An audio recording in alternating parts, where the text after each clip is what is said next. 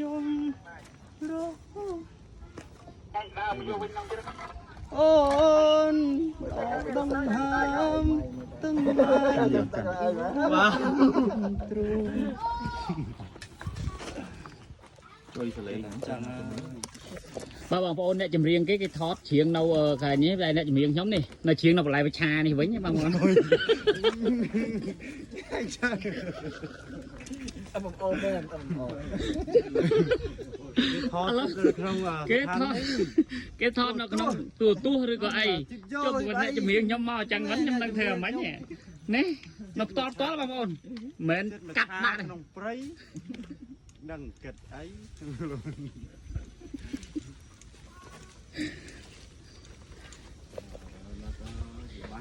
នេះបងប្អូន MMO ណាដែលចង់បានវីដេអូខ្ញុំថតទេខ្ញុំអត់មាន MMO ទេប៉ុន្តែ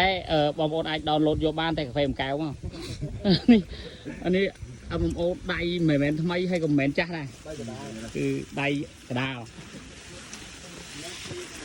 កាត់គូអារយនេះគេទៅយកនេះតែចង់យកតនដៃមួយតបបាយខ្ញុំយកប្រគុណថៃមិនបាច់តបន្តិចទៅបាច់ zoom ត្រង់បាន zoom ឡើងដៃតែដើរលេងចេញធ្វើគ្នាថៃឡើងត្រង់យកខ្ញុំមួយពី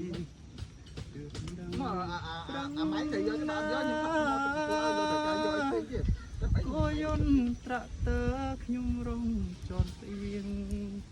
ហើយខ្យល់ហាភ្លៀងក្នុងស្រែចំការមុខខ្មៅឡើងចំត្រមទ្រូងអ្នកណា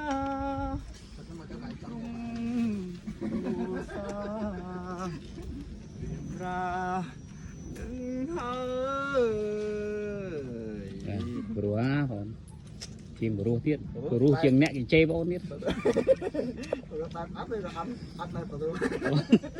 រត់ឈប់វាយចូលច្រៀងម្ដងធារាអាចនឹងបិឈរការឈប់វាយដើម្បីទៅច្រៀង